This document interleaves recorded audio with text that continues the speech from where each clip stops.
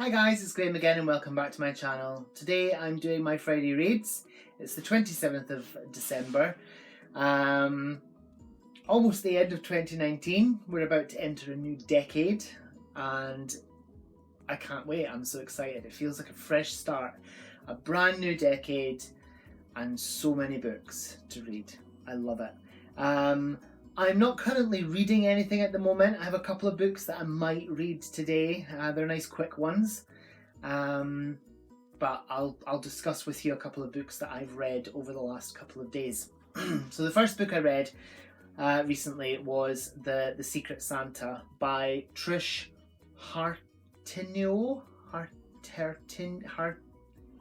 I don't know how Harnetiaux. I don't know how to pronounce that. It sounds French to me, but I'm not sure. I might be wrong. So this book is brilliant. I loved this book. Cozy Christmas mystery based around the tradition of a Secret Santa game. A lavish party, an isolated mansion, two hosts who will do anything to keep their secrets. When husband and wife Claudine and Henry organise their firm's Christmas party in a remote mansion, they expect the night to be unforgettable. But the festive mood quickly turns sour when a sinister gift is unwrapped in the Secret Santa game. As heavy snow traps the guests inside the mountainside lodge, it quickly becomes clear that one of the party is out for revenge. It's no longer just about enduring the evening, it's about making sure you get out alive. A lavish, locked room mystery with a seasonal edge, The Secret Santa is packed with twists that will keep you guessing until the final page. So this is the UK edition of this called The Secret Santa. The US edition is called White Elephant. It's absolutely brilliant. It centres around Claudine and Henry, who are realtors. They sell real estate. Henry is an architect. He builds houses, and there is a deep, dark secret from their past. There was a murder on the plot of land where Henry built their first house that they sold as their business, Calhoun and Calhoun. Claudine is a bit of a bitch. She rules her office with an iron fist. Everyone is frightened of her. The house that they're having the party in is the first house that Henry built for the company, and they sold it. But how they got the land was quite sinister. I won't give away too much about it because it's a book that you need to not know about going into it, I feel, because certain things can spoil the story. But they're there trying to sell the house to a very famous pop star. Her name is Zara. The story is told from the perspective of Zara, Claudine and Henry. Zara's portions are told in first person. Claudine's and Henry's are told in the third person. There are some really quite funny moments in this, and the story is really quite good. Slightly predictable in places.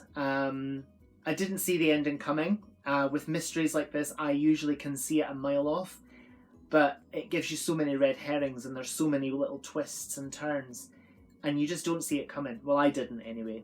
It was really very good. If you get a chance to read this, totally do it. It's definitely a cozy Christmas read. Absolutely brilliant. The next one that I read, it took me literally an hour to read. And it is the basis for the family favourite movie at Christmas time, A Wonderful Life. And this is The Greatest Gift by Philip Van Doren Stern. This is about 40 pages long. It is beautiful. There are some really gorgeous illustrations in here. Just absolutely stunning. Let me find a really lovely one.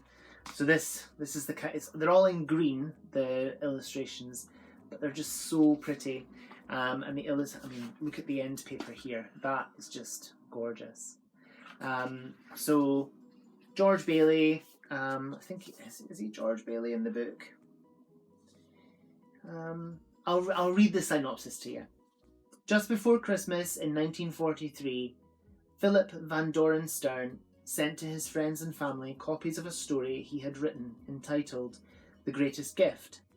One of those pamphlets made its way to a producer at RKO Films, who brought the story to the attention of Frank Capra and Jimmy Stewart, both recently returned from serving in World War II. They quickly became captivated by the idea of a film based on the story. With a director and star attached, The Greatest Gift went on to become the December 1946 release, It's a Wonderful Life, now loved by millions around the world. This edition of The Greatest Gift returns to the original text, bound in its original size with newly commissioned illustrations by Andrew Davidson, inspired by the original drawings for the 1944 edition. In the afterword, the author's daughter, Marguerite Stern Robinson, gives a personal account of the origins of the story and its breakthrough through the movie and into the public imagination. Yes, so the story is George Bailey. On the night before Christmas, a mysterious stranger saves George Bailey from a moment of despair by giving him a precious opportunity to understand the difference that his unassuming life makes to those around him and to the world. This 20th century parable, an evergreen reminder of eternal human value, is presented in its original format, the perfect gift for any loved one. This is the perfect gift for anyone, and I think it's the kind of book that you could read as a Christmas tradition every year. And it's something that I probably will read out loud to my husband. It will take me less than an hour. I will probably do that in the next couple of days, because I don't think he's ever read this. Obviously, he's seen the film. I've only ever seen the film once. But this is beautiful.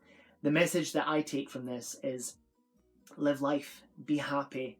It's so fragile. It can be gone in a moment. Just live, love, and be yourself. Great book. So like I said, I'm not reading anything at the moment, but I might get onto these at some point today. These are the funny Ladybird books for adults. And the first one I might read is The Hipster. And the second one I might read is The Zombie Apocalypse. These are just fun, quick, tiny little reads that they're like a palate cleanser in between books. And I love these. These are brilliant. These are written by, who are these by? They are by J.A. Hazeley and J.P. Morris. And they're absolutely hilarious. They're sort of in the style of the old original kind of educational Ladybird books, and they have like the original sort of drawings that they would have had in those original books. And this is the one, The Hipster. Brilliant, absolutely brilliant.